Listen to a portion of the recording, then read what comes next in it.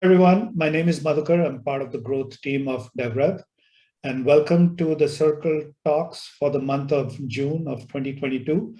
We are incredibly lucky and grateful to have with us Gonto, Martin Gonto. As we all know, he was with Auth0 for, I guess, the early years, first 7 years, and was responsible for taking them to the growth trajectory that we've seen. And right now, he is a co-founder and a partner of Hypergrowth Partners. Gonto is a well-known speaker and a well-known figure that talks a lot about PLG. And of course, he has a portfolio of companies for PLG that he and his company has invested in as well. So today, Gonto, we would love for you to talk about two things. One, PLG, like PLG means a lot of different things to different people in different companies. What does it mean to you based on your experience? And also, what were some of the experiences that you went through when you were scaling Auth0? So we'd love to learn from you.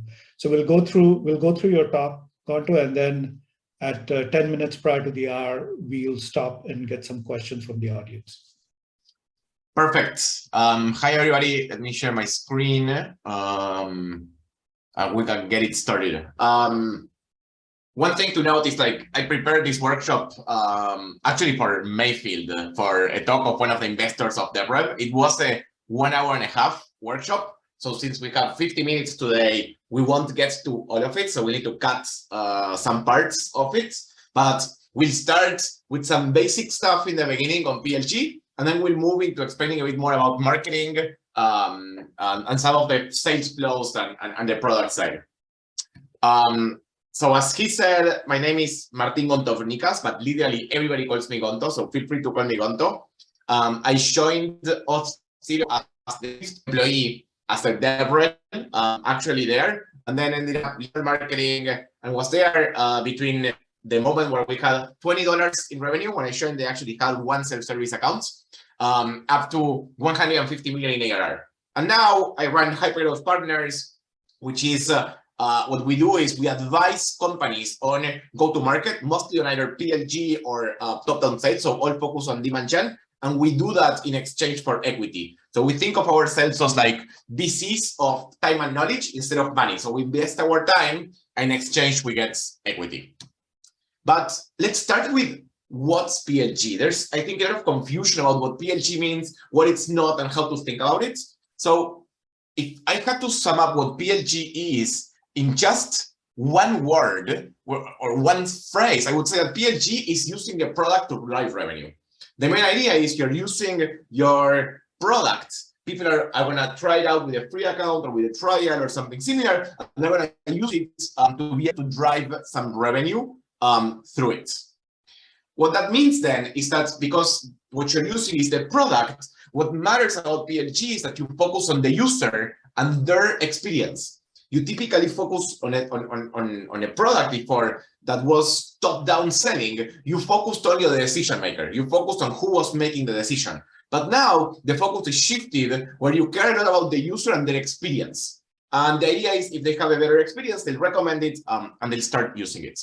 Something that I think is important for PLG, and if you ask me what is the mantra for PLG, is that user retention makes or breaks any PLG SaaS. So let me explain that with one of these examples. But what that means is this graph shows it's a retention curve. A retention curve is basically a curve of how many users you have retained throughout time. In the x-axis, you can see days, 1 day, 3 days, 7 days, etc. On the y-axis, you have percentage of people that are retained. And then the curves, the lines, are basically apps in the Android store. And what's fascinating to me is we plotted in here what are the top 10 apps that are most downloaded in the App Store. What are the next 50 apps? So 10 to 60, and then 60 to 160, etc. And if you look at this, what it shows is that retention on the application, meaning how many users use the application, get activated, and then continue using it, is extremely correlated with how many downloads the application has and how popular it is. And to me, this is a great proof on how retention makes or breaks any SaaS or application that is PLG. Why? Because in this case, downloads has no relation, if you think about it, to retention, if you think just basically. But the reality is that the more users you retain, the more users that will recommend your app, that will interact with others, and that will use the virality effects and others. So basically, you get more users. So the idea is that the mantra, and to me, the most important thing that you should think if you're doing a PLG app is user retention, because user retention makes or breaks any SaaS application. But a few things that I think are important to qualify is what does it mean or doesn't it mean to do PLG? First of all, I've heard a lot of times that to do product-led growth, you have to be a self-service product, meaning you have to be a product that is paid with credit card. I think that's false. The idea, as I said in the beginning, is that PLG means using your product to generate revenue. The revenue can be generated with a credit card using self-service, but it could also be generated using sales, as basically doing enterprise deals. But what's the difference? Well, the difference is that the user is trying the product and using the service for free or with a free trial. And then once the free trial ends, a sales guy, for example, would contact the user and say, hey, if you like it, can you connect us to a decision maker? How can we talk to somebody or something like that? So again, it doesn't mean it's only self-service. It also, as I was just saying, doesn't mean you have no sales. You could have sales that maybe engages with the user or that maybe engages in a different way. To give you an example, one of the companies that I advise through Hypergrowth is called Vercel. Vercel is a company that does application deployments on Edge. And something that they did that was absolutely fascinating and that we've implemented is the concept of product advocates. Product advocates are like SDRs, BDRs, or ADRs, but they are technical. They looked for junior support engineers and they put them into roles called product advocates so they can talk one-on-one to developers who are basically their users and their customers. And in that case, these product advocates are actually selling to the user, but they are both technical. And if they feel it's and it creates a better relationship between them. And the job of the product advocate is to get the developer, who is the user, to connect them to a decision maker. And then the product advocate will connect them to a sales guy. So again, it doesn't mean you have no sales. Maybe you have to be a bit more creative about what sales means. Thinking about an SDR that is technical, it's kind of crazy for a typical top-down company. But maybe it's not crazy for a PLG company. It also does not mean you only focus on the user, because again, the user has a say in the decision, but they are not usually the final decision maker in a PLG company. That means that even if you do PLG, you should focus both on the decision maker and in the user. And the idea here is if you focus on the user will talk to the decision maker about it.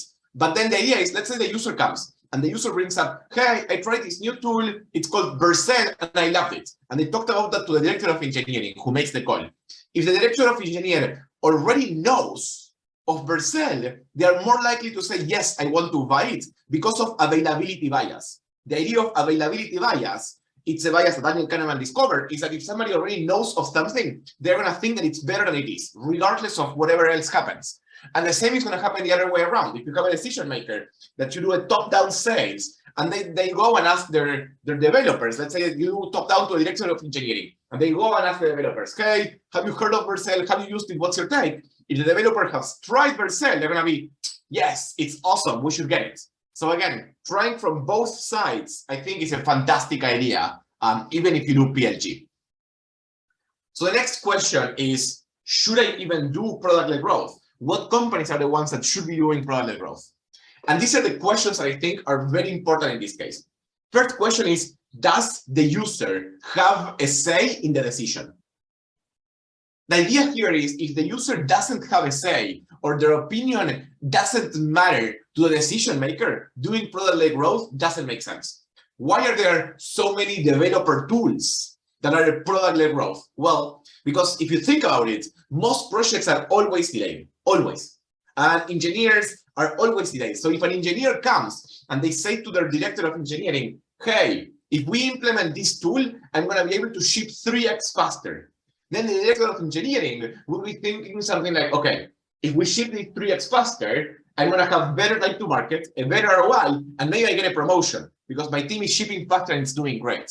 So in that case, the developer has a lot of influence on what the director of engineering does. I've heard of another company, for example, that was selling office registrations. Like you were going to the office and you register your badge.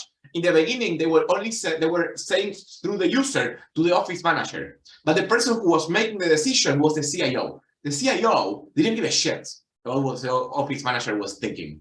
So in that case, doing PLG maybe doesn't make sense. The other question is the product useful for a small team? For product growth to work, the product has to be useful for a small team, because the idea is there's one user or maybe a team of 5 that starts using the product, and they find it so valuable that then they recommend it to other teams, and maybe another team uses it, another team uses it. PLG uses the model that's called land and expand. You land on a small team, and then you expand to another team, another team, another team. And once 5 teams of the company are using the product, then you go up to the decision maker maybe, and you say, hey, there's 5 teams using this, maybe you should buy it. So the idea is it has to be useful for a small team. If it's not useful for a small team and it has to be adopted by the entire team or the entire company, then it's very hard to do product growth, because it has to be a decision that is made by a C-level or by a VP. Great example of this is Salesforce. Salesforce is useful for a sales team if the entire sales organization uses it. But if only one team, let's say a small business team, uses it, it's useless, because it doesn't connect to the marketing system, you don't get the data, etc. So Salesforce could never be sold as a PLG product. They have to sell it top down, just because the value of the product exists when the entirety of the team uses it. Another advantage, which is similar to this, is if the product becomes more useful, if more teams use it, then it's more likely to spread like a virus and eventually to take over the entire organization. This is a great way on, this is how Slack actually did it. Slack, if you think about it, let's say that you have the content marketing team starts using Slack, it's 5 people. For them, before they were using emails, now they can start using a chat with channels, it's very useful.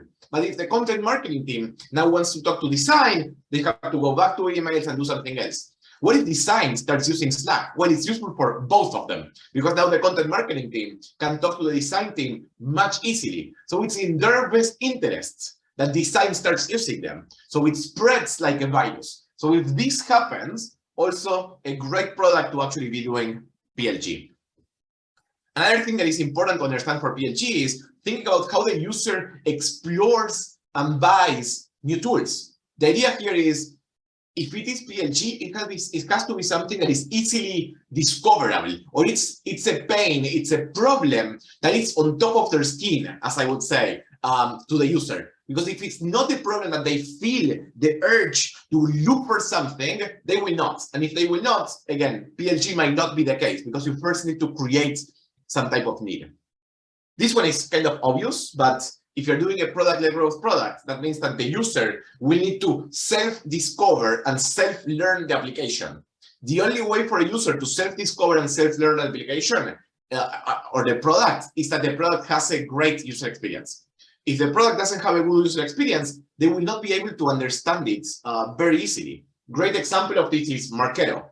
Marketo, if you're in marketing, is a fantastic tool, because it helps you do email nurtures, it connects to Salesforce, to multiple services, etc. But the reality of Marketo is that it needs a specialized Marketo user to be able to use it. When you hire a marketing ops person, they have to have Marketo experience, because otherwise it just doesn't work. In those cases, Marketo could never be sold as a product growth, because it's so hard to use. The UX is so bad that nobody could self-discover it. So it has to be usually a decision that is made by the head of marketing. And then the decision includes hiring people who are already experts or pay for the courses to use Marketo. Linked to this, the question is, does the product has a very good onboarding? The user has to be able to experience the wow effect. The wow effect is this moment where the user is like, oh, wow, this is what the product is for. You have to make sure that the user can experience that wow effect very fast and easily. So similar to UX, it has to have a good onboarding. That means that you have to disclose new information slowly to the user and hook them until they experience the wow effect. So if you're doing a PLG product, it has to have a really, really good onboarding. So who plays a role then in product growth? Basically, all of the operational teams. I would say CS, sales, marketing, product, engineering, all of these teams play a very significant role as part of the product growth team. And what we're going to do is dive into some of these teams. So we'll start with marketing. Something that to me is important about marketing is that if you're targeting the user, something you should always do is start with doing some habits research. The research is focused on how they use, what the user does on their day-to-day, how they do it, how they think about it, what do they do. So what does it mean to do a habits research? It means asking this question. But the idea is that, let's say that as Auth0, for example, in the example, the user is a developer. That developer who is the user, we got their attention, we started to look for prospects, for potential developers that we could ask questions about their habits. How we were able to get people to talk to us was we either send them a DM on Twitter or an email on LinkedIn, and what we told them was, I'm going to offer you $100 for 20 minutes of your time. And I promise that I have questions about your habits, but I'm never going to ask you any questions or mention anything about our product, what it means, and I'm never going to sell you anything about the product. So once you promise them that you won't sell the product, you won't mention it, and it's only research about habits, then, and of course you're going to pay them money, they're on board. So what are the type of questions? For Auth0's authentication product, some of the questions that we asked were, how do you learn more about authentication? What do you learn about authentication? Where do you learn it? How do you learn it? What do you go? What are the things that you're interested in learning about authentication? Have you already used something for authentication in the past? How did you discover it? How do you think about it? What do you do during your day? Like, talk to me about one of your days. When do you use the computer versus the mobile phone? Do you use any particular apps in the computer? Do you use any particular apps in the mobile phone? And all of this is about discovering their habits so that you can tap into those habits when you will start doing basically marketing tactics that you're going to go after for them. So what was interesting here, I'll give you like the Auth0 example, was that this interview. Back then, when we were doing these interviews at Auth0, Okta was our main competitor. And what Okta was doing is they were writing content about single sign-on and refresh tokens, which is very core concepts of authentication, but very technical, very hard to understand. When we interview developers, and I always recommend that you interview maybe 8 to 10, it depends, until you start finding some patterns. What all of the developers told us actually was that authentication is extremely boring. They told us that they didn't give a shit about authentication, that they didn't want to learn anything at all about authentication and security because they felt it was boring and it was not fun. So when did they want to learn about authentication, or what was related to them?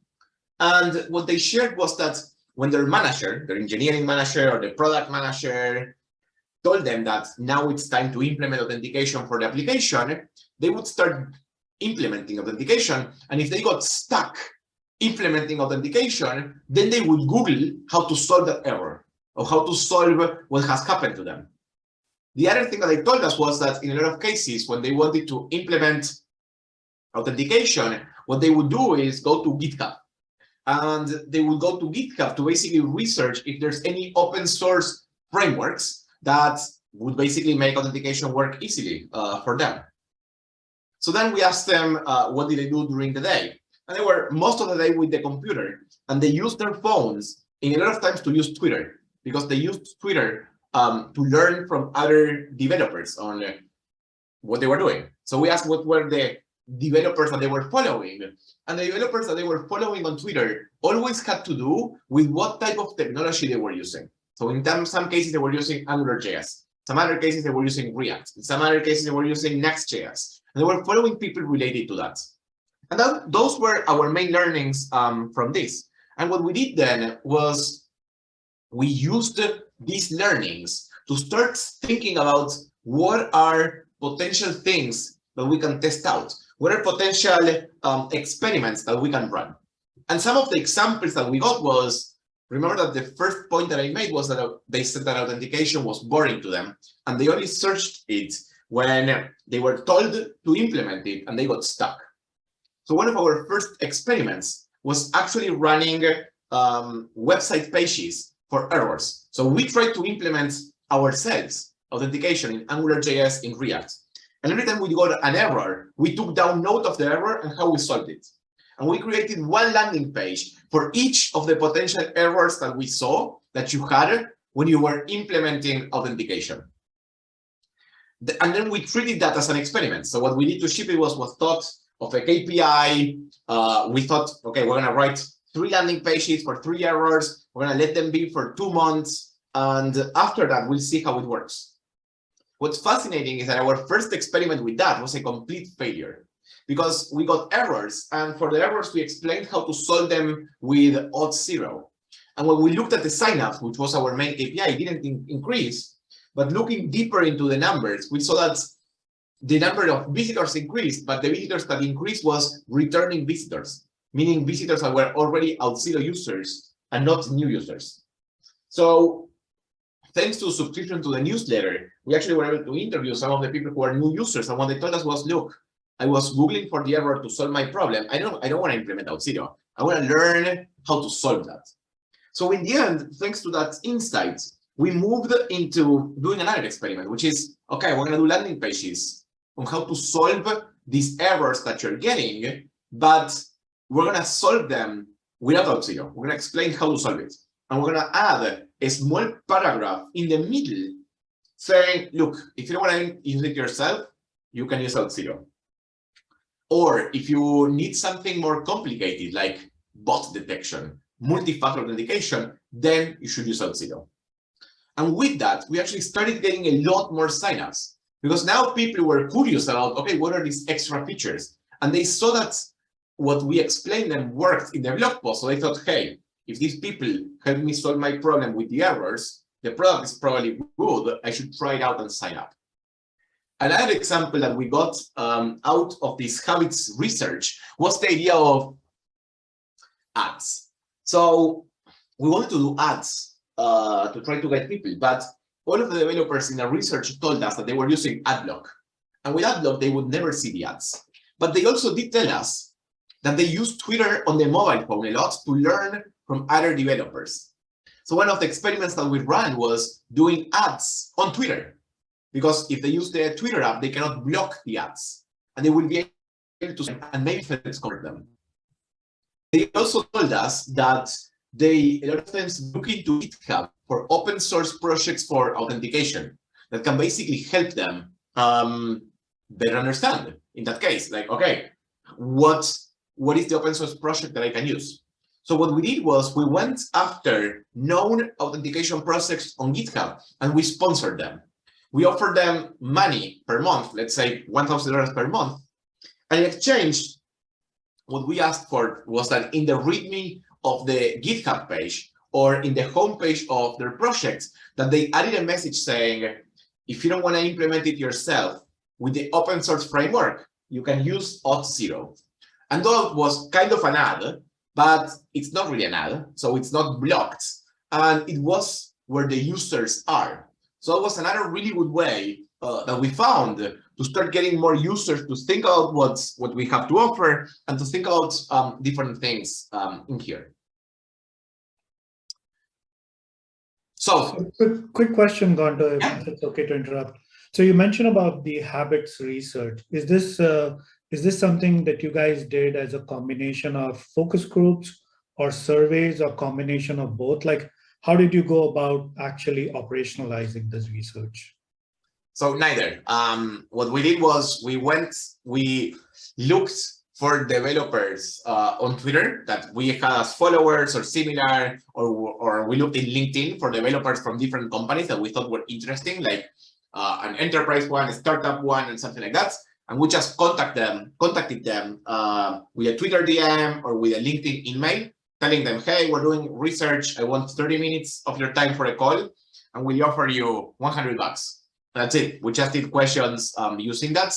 It depends on how many you do until you start seeing some patterns. Of course, it's going to be a bit biased because you're only asking a little amount of people, but you don't have any qualitative data yet because you're starting. So that means that you have to start with something. So you start with this qual data, you start doing experiments. And as I said, once you start doing experiments, you learn more and you can use that qualitative data now to iterate. As I said before, one of our experiments was a complete failure, and we needed to do more research to actually learn more how to do it.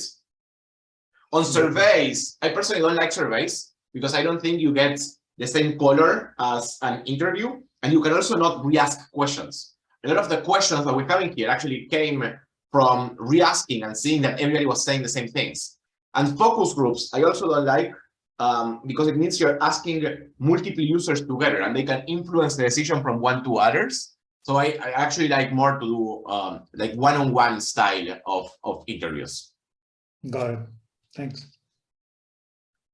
So as I said, once you do the interview, you'll decide on what parts of marketing to double down. I see a lot of people who are running marketing and they're like, no, we need to do ads. No, we need to do SEO because it's something that they did in their past job and they think it's going to be the same thing that works right now.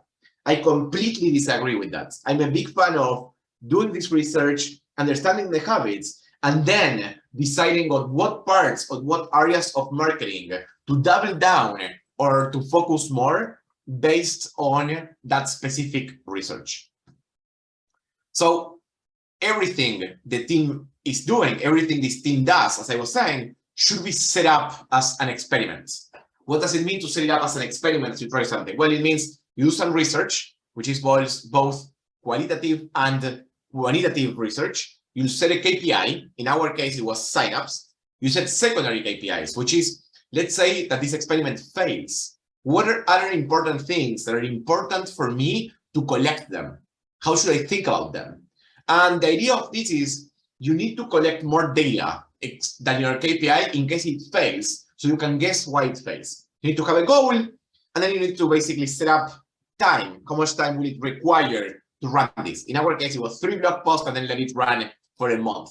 I'm a big believer of setting everything up as an experiment. And then, of course, you need to find a way on how to measure if it works or if it doesn't. It could be A/B tests, it could be control and test group, it could be causal impact. One example that I have about this is on the control and test group. When you have a PLG product, typically what happens is a user signs up to the product, they start using it, and then you have an email nurture, where basically you're explaining them how to use the product, how to learn about the product, what are the features they should try, in what order. So maybe you send them an email right as they signed up, then you send them another email if they don't take any action in 2 days, then you send them another email if they take a particular action or something like that. At Auth0, we did that. At every company, most companies do it. And we were very excited because we were measuring the success of those emails by looking at the open rates and the click rates on those emails. And we saw that the open rate and the click rate of those emails was going up and up and up and up. So we were like, this is awesome. Like, we're doing great.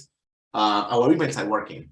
But then we realized that looking at those metrics are just vanity metrics because open and click rates don't affect the bottom line.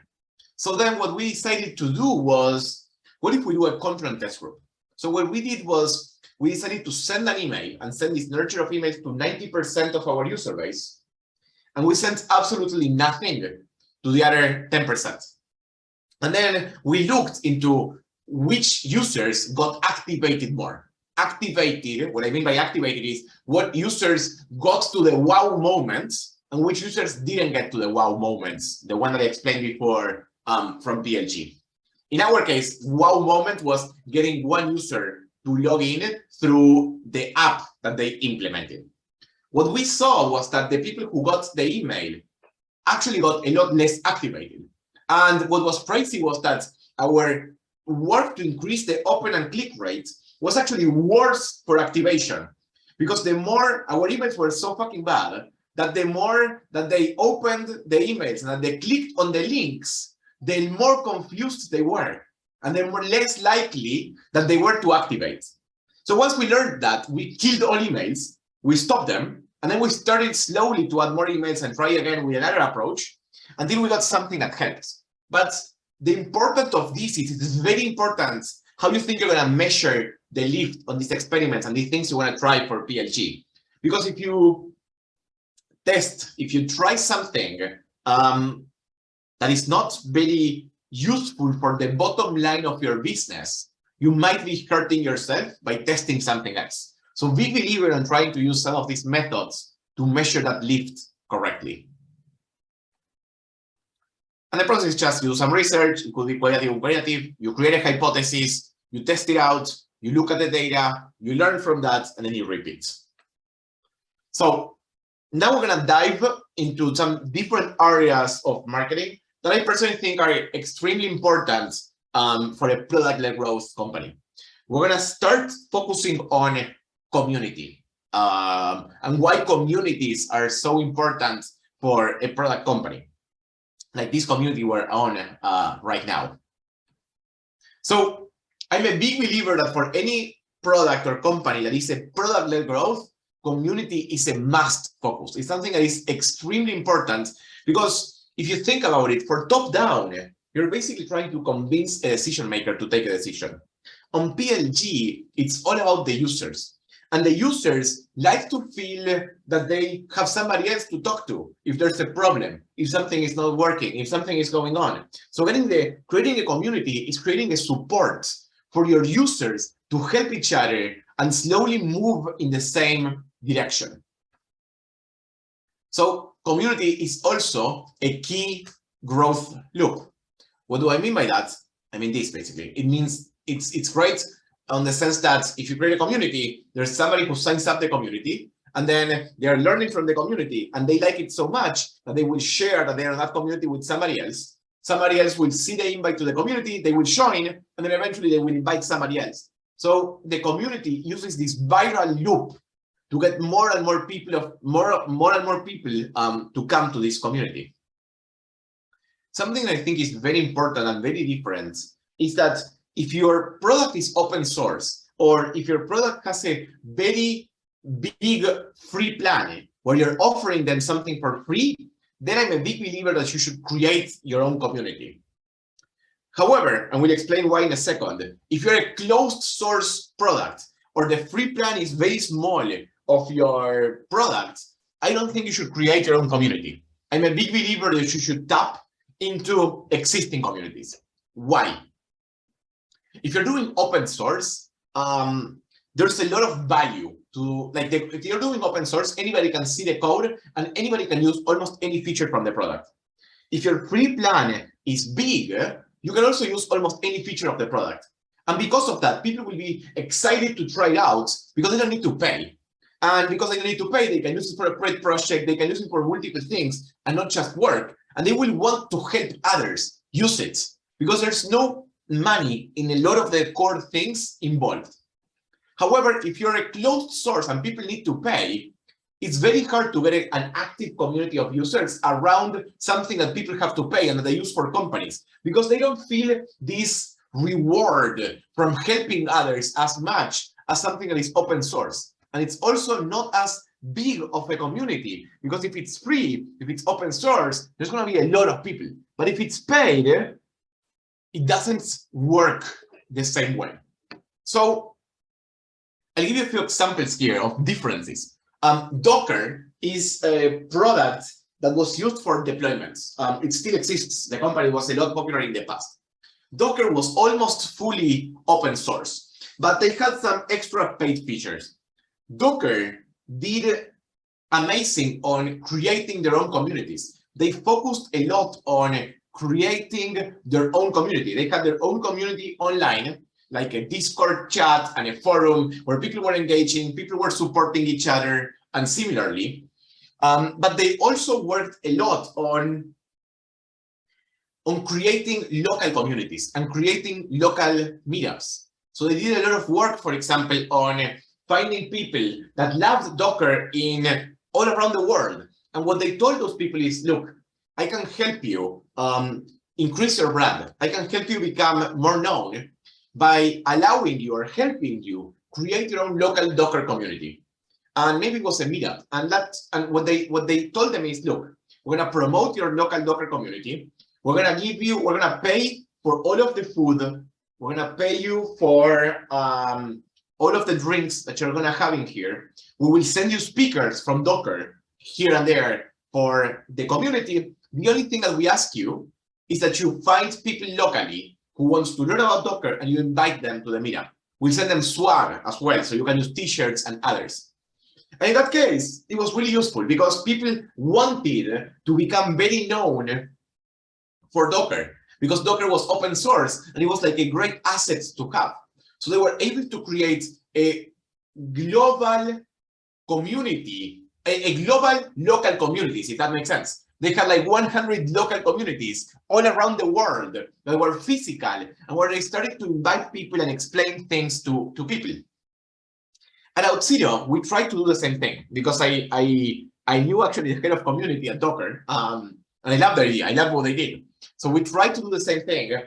It was a complete failure. Nobody wanted to create a local community for Auth0 because Auth0 was not, first of all, it's for authentication. It wasn't for all deployments, and it wasn't closed. It wasn't open source. People had to pay for using it. So it's not as much as a good brand for them. So at Auth0, what we ended up picking was we need to tap into existing communities. And our choice was, back then, remember this was 8-9 years ago, there started to be more like Jamstack applications. The idea of you have a front-end application that connects into a back-end. And in the past, there were mostly what we call regular web apps, and not single-page apps or Jamstacks. And there was not a great authentication solution for the front-end. So our decision was, what if we start going after front-end communities and we explain them that authentication can be a lot easier? We didn't try to sell them on Auth0. What we tried to do, similarly to Docker, was add value to the communities. So we started to go into front-end communities to explain how to implement authentication in a front-end application and how it would work with an API instead of a regular web app. We started to go to multiple technology conferences. We started to write content about it, but we started to tap and go into existing communities. So we started to go to every conference in the world about React. Or we started to go and speak on Twitter with all of the influencers in React and try to explain this. So instead of creating our own community, which was extremely, extremely hard for a closed source product like us, what we ended up deciding was, what if we just go and tap into existing communities? There's also a mixed approach, which is what Vercel is doing. What Vercel did like incredibly well is two things. Vercel is a closed source product, but they created an open source framework that's called Next.js. Next.js is one of the most known and most used front-end frameworks that exists right now. And what they did was they created a community that is huge around Next.js, which is an open source product that is in parallel to Vercel. And they consider Next.js sort of a content product. It's like a marketing product for them that also helps to shape the web forward, which is fantastic. And then on Vercel, they tap into existing communities. So on Vercel, they go more similar to Auth0 to speak at other conferences, be part of other communities, and they do both strategies at the same time, which is something that I think is genius of what Vercel is doing, which is combining the best of both worlds. So, summing it up a bit, I'm a big believer that when you're creating a community, you should be creating this sort of local meetups ecosystem. You should also try to host online conversations when you're creating a community. You should have a Discord that is a sync way of having conversations, like a chat or a Slack chat or something similar, and maybe host online conversations in an async way using something like Discourse, which is sort of like the Stack Overflow locally. You should also do some influencer relations, meaning like working with different influencers to talk about what you're doing. And of course, when you're creating a community, most companies are doing what's called category creation and narrative. So if you're creating a community around a new free or open source product, there has to be something very special about that new open source and free products that everybody wants to use. So you should think about what is this new category? What is this new thing that this product that I'm building is allowing others to do. When you have closed source, you're tapping into an existing community. So what you should do there is, number one, pick niches. As I said for Auth0, what we picked was the front-end niche and how to authentication in the front-end apps and Jamstack applications, which didn't exist in the past. So trying to think about what is the niche that you want to pick, extremely important. You should participate in online conversations. So when you create a community, you host online conversations. You have a Discord, and you get conversations to happen there. When you tap into existing community, you participate in conversations. So you follow, maybe on Twitter, who are the most known influencers, the most known people in this niche, and you talk to them. You add value, you explain them things, you help them out when they need something. So you're part of the conversation so that people know who you are, where you're at, and what that is. On content creation, of course, a big part of tapping into a community. So it's not only about picking a niche and maybe speaking in conferences, it's also about adding value to that community by writing content, explaining things, and then there's a lot about content distribution. I see a lot of companies spending a lot of time on creating content. But if you create content and you don't spend time distributing it, it makes no sense because nobody will read it. It's like what happens if a tree falls, but nobody hears it. Did it fall? It's the same. You write the content.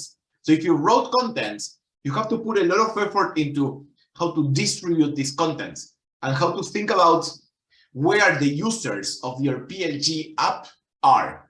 So for example, if it's a developer tool, maybe they read a lot of weekly newsletters like JavaScript Weekly, Ruby Weekly. So you should try to post in there. Maybe they read Hacker News. Maybe they look into Product Hunt. Maybe they have conversations in other specific communities. Maybe they talk in Reddit. Maybe they talk in LinkedIn groups. I don't know. Depends on your community. But you should have a content distribution plan on how you're going to distribute and share the content that you have, because just doing Google or just doing SEO is probably not enough. And then how does a team of a community look like? Well, they should definitely have the couple of things I would think about is the number one is the X relations. These X relations is something that started with developer tools, but I've seen it move to others. A lot of companies, when they were thinking of communities, what they hired was just a community manager. And the problem with the community manager is that the community manager is an expert in creating communities, but they know nothing about the user because the user is very different to them. Let's imagine you have a community manager who has experience in community managers, and you want to create a community of developers. The community managers knows nothing about developers, and because they are not a developer. How can they talk to a developer? How can they relate to a developer? How can they create trust from a developer? Well, it's very hard. So if that's the case, then maybe you should hire another role. And when the X is your user type. So if your user is developer, you should hire developer relations. The idea of developer relations is it's somebody who is a developer that engages with the community. A developer relations has to be somebody who is an expert.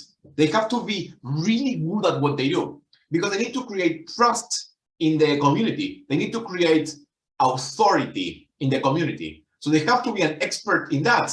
And they also have to be really good at having empathy and connecting with this community. The idea of what a developer relations person will do will be connecting with the community in other online conversations like Twitter or other Discords. They will go to conferences. They will relate and connect with others. As I said, this started with developer relations, but it actually moved into other positions as well. There's a company that IPO'd recently called Amplitude. Amplitude is analytics for product managers. And they did a fantastic job on becoming known in big part because they had a product relations called product evangelist team.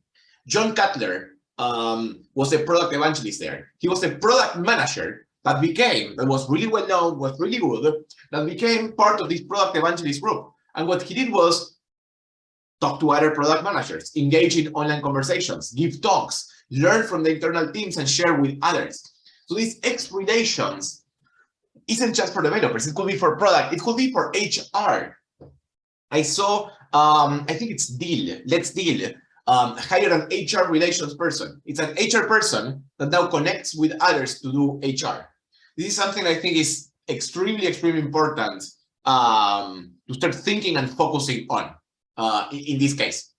So they will, of course, work together with the community manager. The community manager, what usually a developer relations, product relations, HR relations are usually pretty bad at project management and at knowing like specific tasks they need to do in what order and how. So the community managers should be able to help them think about how to spend their time, what are the things to do, and also manage the community.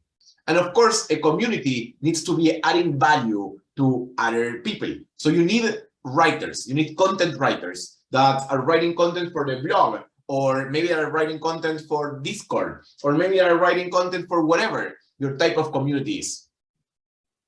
In this case, it depends on the industry. If the content writers should also be the same type of the user or something different.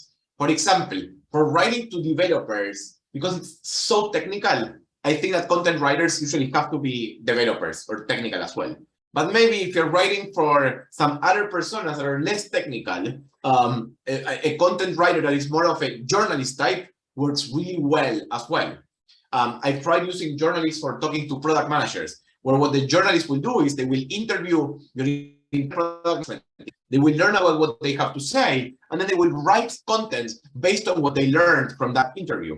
So that's why I'm a big believer that journalists are a great, great asset here for these content writers as well. There's companies also that are very good at this. There's a company called Campfire Labs. I personally use them a lot with my customers. That basically are a group of journalists, and they're journalists as a service who will interview your internal team and will help you write white papers, ebooks, and stuff like that. There's a lot of other companies that do that as well. But I'm in general a very big fan of that. So what are the KPIs for the community?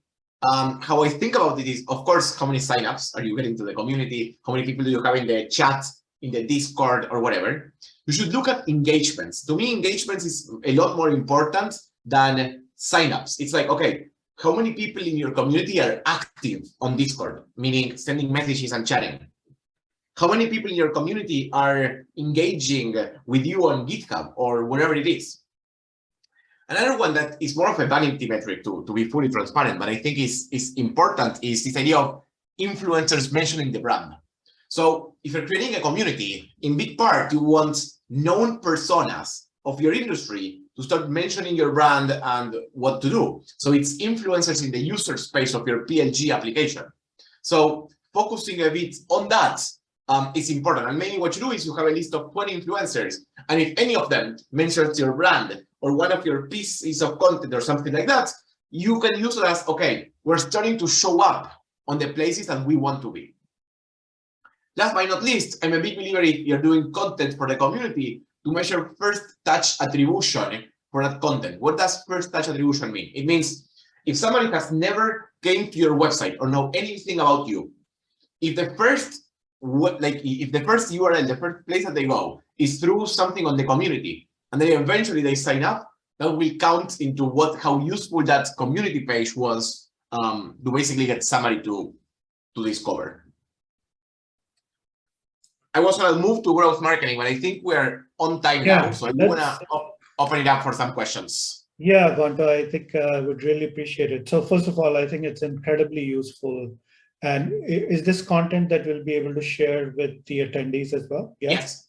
So one thing I do want to also touch upon was you touched upon the marketing side of things, but you also mentioned that in a PLG company, basically your entire company is working towards product-led growth.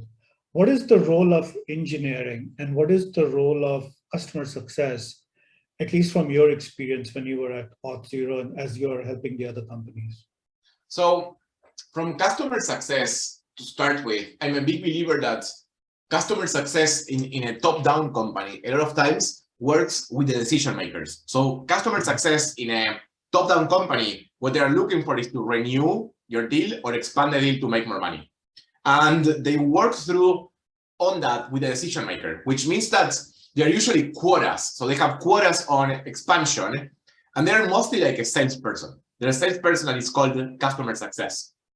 If you work with a product-led growth company or a PLG company, the idea is that your customer success team should also have people who are the same type of your user persona that are constantly helping them become better and do better.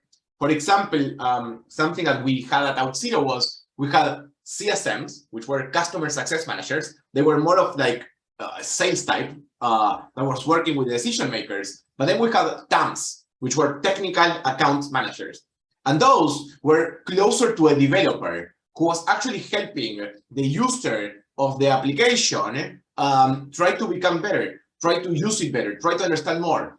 As I said in the beginning, I think the mantra for PLG is that retention makes or breaks any PLG application. So if that's the case, the idea of the TAM was to ensure that they were retaining the user in the platform after they pay. So the core metric for the CSM was dollars. How much extra revenue are they getting? The core value for the TAM was retention. Is this customer using the product week after week? Are they using more features regardless of how much they are paying?